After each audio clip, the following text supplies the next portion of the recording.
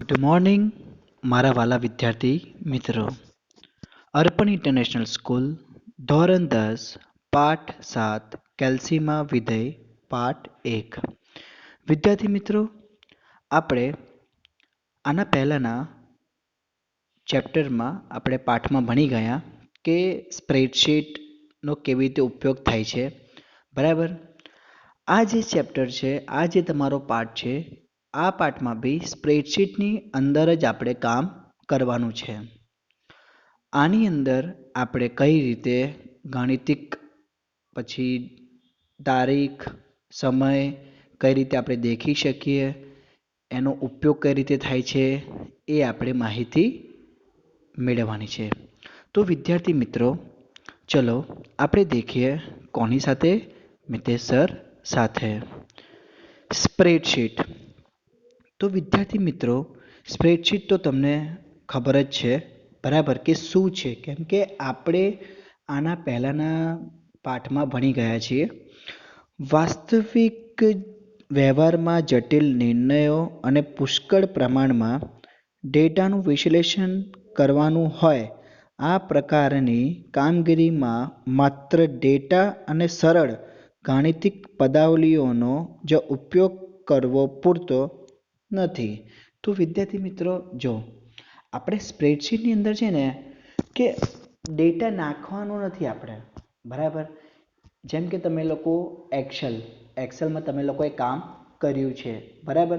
તો એક્સેલમાં આપણે ખાલી ડેટા નાખતા હતા? ના. અગર આપણે ડેટા જ નાખવાનો હોય તો આપણે ડોક્યુમેન્ટ છે જ ને, ડોક્યુમેન્ટમાં આપણે ડેટા નાખી જ શકીએ છીએ ને. પણ ના, આમાં આપણે ડેટા નથી નાખવાનો, પણ ડેટાને આપણે કઈ રીતે સંગ્રહ કરીએ છીએ એનું આપણે નાખવાનું. જેમ કે તમે બિલ બનાવો છો, તો બિલ ખાલી આપણે એક જ વખત બનાવવાનું હોય ને, વારંવાર થોડી બિલ આપણે બનાવવાનું હોય. પછી એની અંદર આપણે એન્ટ્રી કરતા જઈએ ને એનો સરવાળો આવતો રહે, બરાબર. એમાં બીજો પોઈન્ટ છે, સામાન્ય વ્યવહાર માટેની જટિલ કામગીરી માટે સ્પ્રેડશીટ પ્રોગ્રામ ગાણિતિક, આંકડાકીય, તાર્કિક, સમય અને તારીખ, નાણાકીય, શાબ્દિક લખાણને લાગતા તેમજ સંખ્યાને લાગતા વિધેય ઉપલબ્ધ કરાવે છે. જો વિદ્યાર્થી મિત્રો, આ પાઠની અંદર આપણે ભણવાનું શું છે? આ કે પ્રોગ્રામ ગાણિતિક, આંકડાકીય, તાર્કિક, સમય, તારીખ, નાણાકીય, શાબ્દિક લખાણને લાગતા તેમજ સંખ્યાને લાગતા વિધેયો ઉપલબ્ધ કરાવે છે.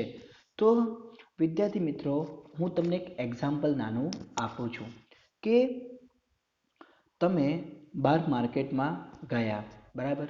માર્કેટમાં તમે લોકો 10 યા 15 વસ્તુ તમે લઈને આવ્યા, તો તમે એને એમને તમે એને ગણવા જશો ને તો તકલીફ પડશે, બરાબર. ચલો, આ તો તમે એક દિવસ જઈને આવ્યા અને એક દિવસ જઈને તમે આવ્યા અને તમે મૌખિક તમે ગણી લીધું, બરાબર. પણ વારંવાર તમે જવાનું આવે તો તમે શું કરશો? લખાણ લખીને રાખશો કે ભાઈ આ તારીખે આટલું વસ્તુ લાવ્યો, આ તારીખે આટલું વસ્તુ લાવ્યો, બરાબર. પણ હવે આ ડેલી રૂટીન થઈ ગયું. હવે ડેલી રૂટીન થઈ ગયું, બરાબર. એટલે આપણે બી વારંવાર થોડી સરવાળો કરવા બેસાય? ના બેસાય ને. તો એના માટે અમુક ફોર્મ્યુલા હોય છે. શું હોય છે? અમુક ફોર્મ્યુલા. અને એ જ ફોર્મ્યુલા ઉપર આપણે કામ કરવાનું છે, બરાબર. તમે કોઈ બી જગ્યાએ તમે ઓફિસ વર્ક પર તમે જાઓ છો તો સૌપ્રથમ તમને પહેલાં આ જ પ્રશ્ન પૂછશે, બરાબર, કે ભાઈ તમને એક્સેલ આવડે છે? એમાં તમને અમુક ફોર્મ્યુલા આવડે છે? Sum, minus, maximum, minimum, average, percentage, આ બધા બેઝિક થયા, બરાબર. આપણે જે શીખવાના છે થોડા હાઈ રેન્જના શીખવાના છે. તો વિદ્યાર્થી મિત્રો, આપણે થોડુંક આગળ વધશું. પહેલો પોઈન્ટ છે એમાં, બરાબર, કે વિધેયને મુખ્યત્વે 3 ભાગમાં વિભાજિત કરી શકાય છે. જો વિધેયને મુખ્યત્વે 3 ભાગમાં વિભાજિત કરી શકાય છે, બરાબર. આ 3 ભાગ તમને આવડી ગઈ ને એટલે તમને બધા જ ચિહ્ન એટલે કે જે બી આપણે વિધેયો છે એ તમને બધા જ આવડી જશે. પણ આપણે એ વિધેય વન બાય વન શીખીશું, જાણીશું, અને નહીં ખબર પડે તો તમે મને પૂછી શકો છો. બરાબર. પહેલું પહેલું શું કહે છે કે વિધેયની શરૂઆતમાં બરાબરનું ચિહ્ન આવે. જો જ્યારે તમે વિધેયની શરૂઆત કરો છો, બરાબર, વિધેયની શરૂઆત કરો એટલે કે આ વિધેયની મેં શરૂઆત કરી એટલે સૌ પ્રથમ શું આવશે? બરાબરનું ચિહ્ન. બરાબર. પછી વિધેયનું નામ, જેમ કે તમે સમ કરો છો SUM, તો તમે શું લખશો? SUM લખશો. બરાબર.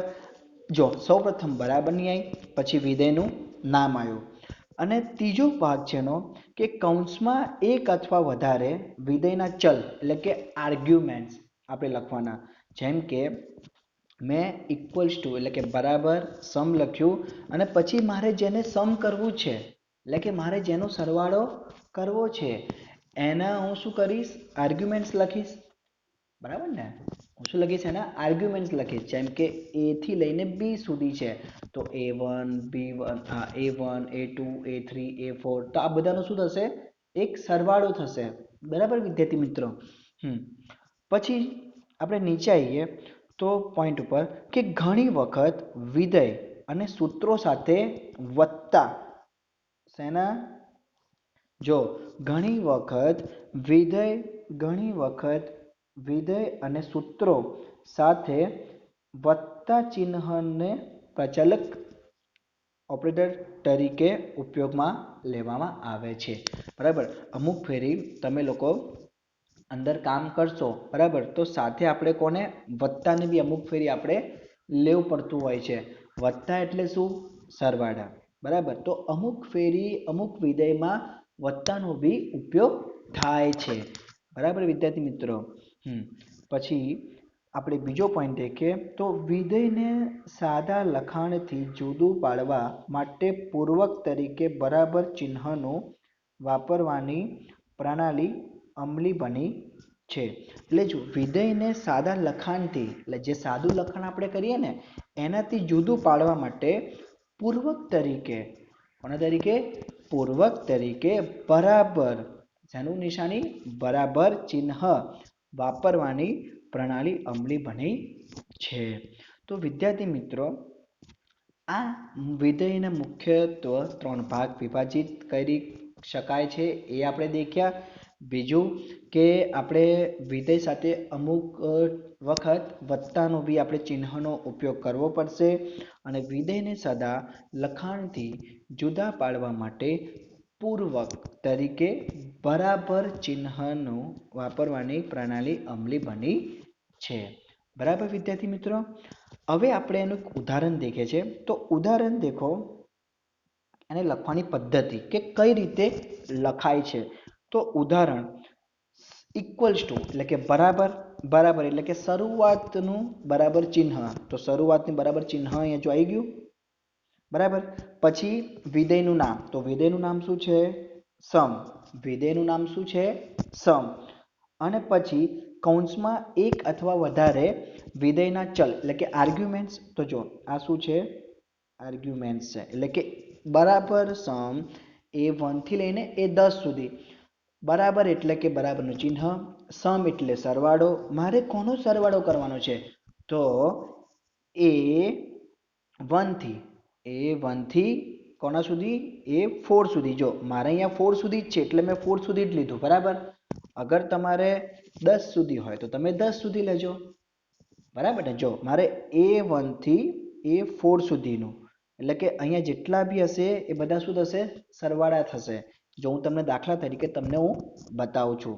દેખો, પહેલામાં લખ્યું છે મેં 10. પહેલામાં હું લખું છું શું?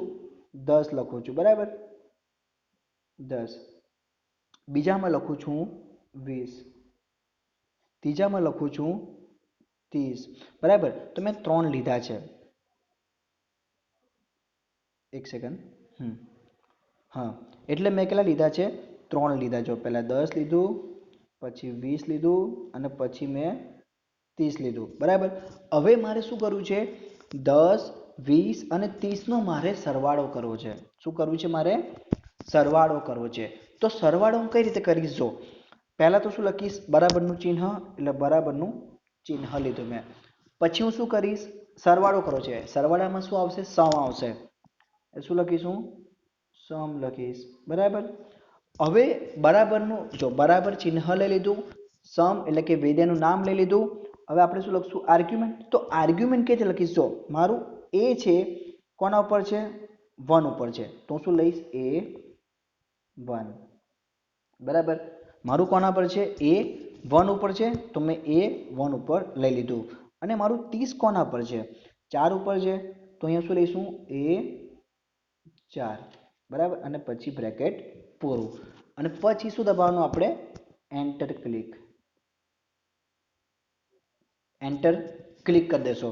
જેવું તમે એન્ટર ક્લિક કરશો એટલે એ બધા જે તમે લીધું છે 10, 20, 30 જેટલું બી તમે સિલેક્ટ કર્યું છે એ બધાનું શું થશે?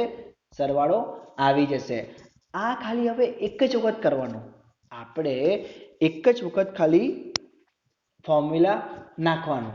એક વખત આપણે ફોર્મ્યુલા નાખી લઈશું, પછી આપણે એને વારંવાર ફોર્મ્યુલા નાખવાનું નહીં. આપણે એને ડ્રેગ એન્ડ ડ્રોપ. કઈ રીતે લેવાનું? આપણે એને ડ્રેગ એન્ડ ડ્રોપ તરીકે આપણે એને લેવાનું.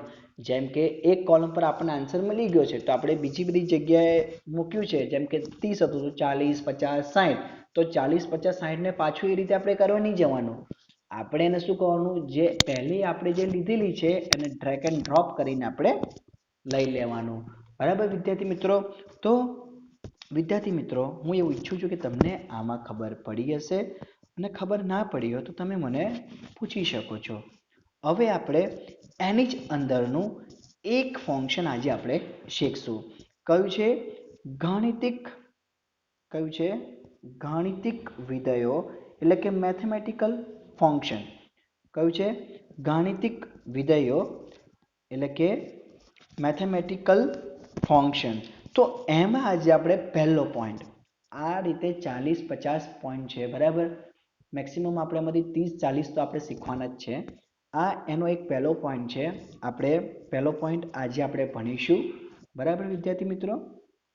તો જો પહેલા પોઈન્ટમાં શું છે? સંખ્યાની એબ્સોલ્યુટ કિંમત. હવે એબ્સોલ્યુટ કિંમત એટલે શું? પહેલા તો પ્રશ્ન આપણને એ થશે. બરાબર. પહેલા પ્રશ્ન આપણને શું થશે? સર એબ્સોલ્યુટ, એબ્સોલ્યુટ એટલે શું? તો એબ્સોલ્યુટ એટલે કોઈ બી ચિહ્ન હોય, ચિહ્નને શું કરે? તે નીકાળી દે.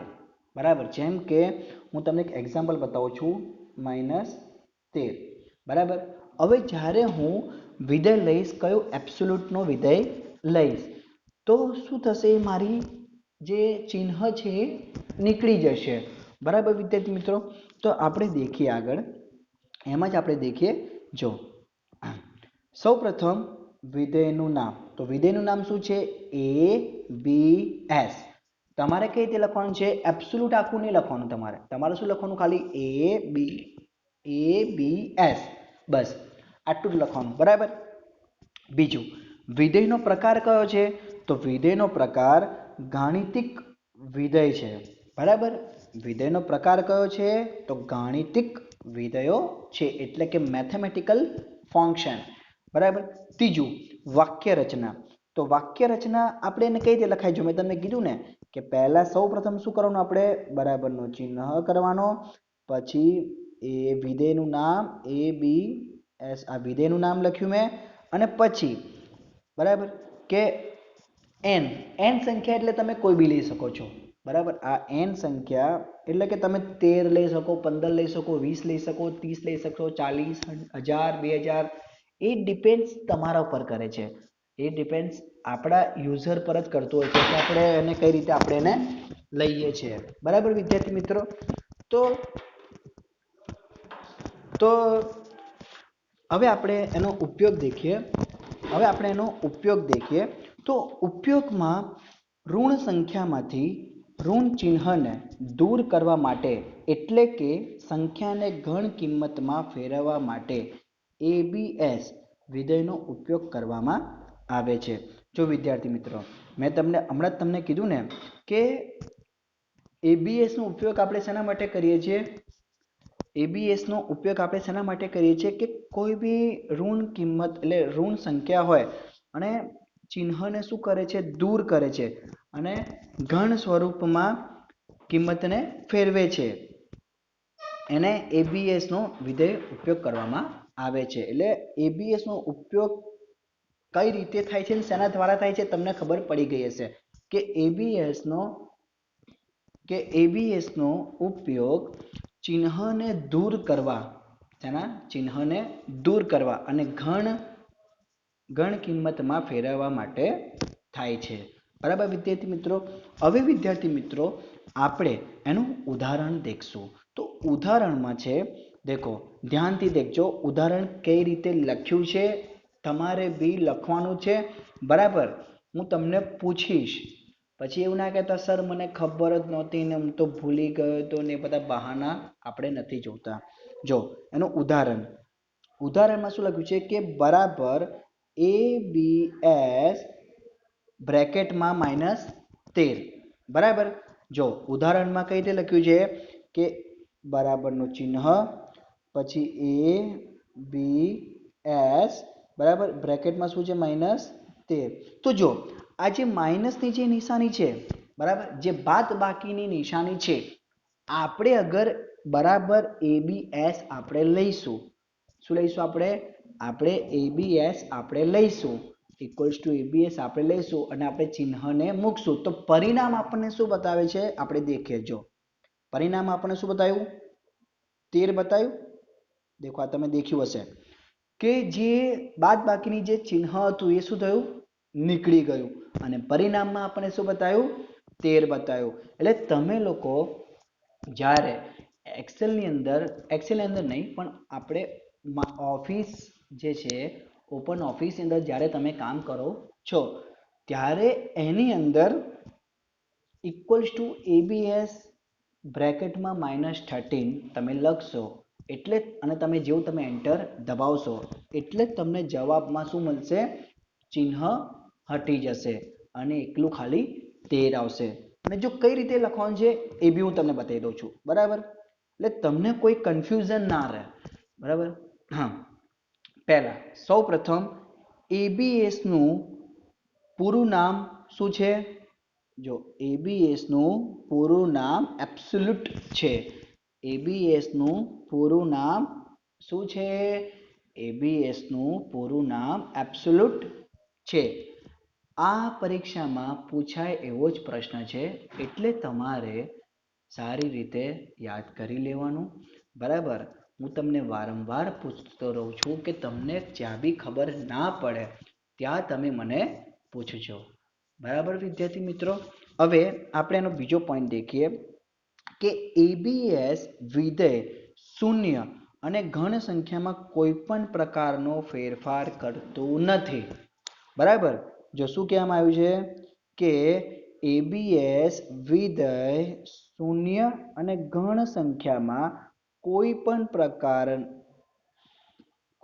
પ્રકારમાં ફેરફાર કરતું નથી. બરાબર, જ્યાં અગર તમને પ્રશ્ન પૂછવામાં આવે છે કે શૂન્ય સંખ્યા અને ઘન સંખ્યામાં ABS ફેરફાર કરે છે તો ના, નથી કરતું. બરાબર, આ બધી વસ્તુ તમને ખબર હોવી જોઈએ વિદ્યાર્થી મિત્રો. હવે આપણે દેખીએ છીએ કે આપણે કઈ રીતે લખવાનું છે. તો સૌ પ્રથમ આપણે લખશું કઈ રીતે? દેખો પહેલા તો વેલ્યુ ઓફ n એટલે કે આ n ની વેલ્યુ છે એટલે કે અહીંયા શું આવશે? માઇનસ આવશે. બરાબર, અહીંયા શું આવશે? -13 આવશે. અહીંયા -13 આવશે. બરાબર વિદ્યાર્થી મિત્રો? હા, ફંક્શન યુઝ આપણે કઈ રીતે ફંક્શન યુઝ કરવાનું છે?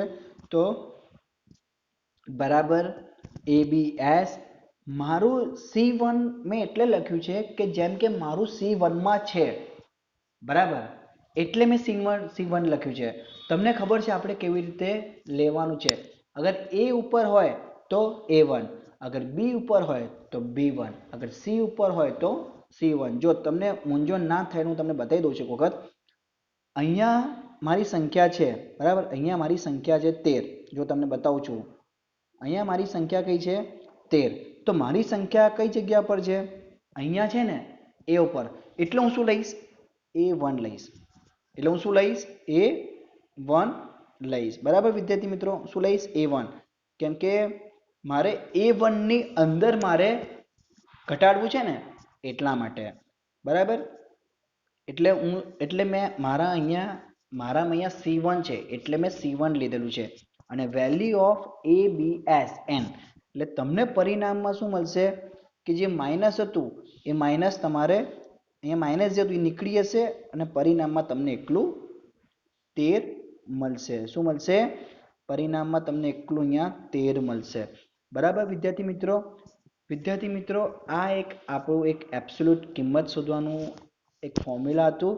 બરાબર, જેને બી ખબર ના પડી હોય તે મને પૂછી શકે છે, વારંવાર પૂછી શકે છે. કેમ કે આ જે ચેપ્ટર છે તમારા ભવિષ્યમાં બી કામમાં આવે એવું ચેપ્ટર છે. એટલા માટે હું તમને વારંવાર તમને કહે કરું છું કે પ્લીઝ તમને કંઈ બી ખબર ના પડે તો તમે મને પૂછજો. ઓકે, તો વિદ્યાર્થી મિત્રો, અહીંયા હું રજા લઉં છું. Thanks for watching my video. Good bye, stay home, જય હિન્દ.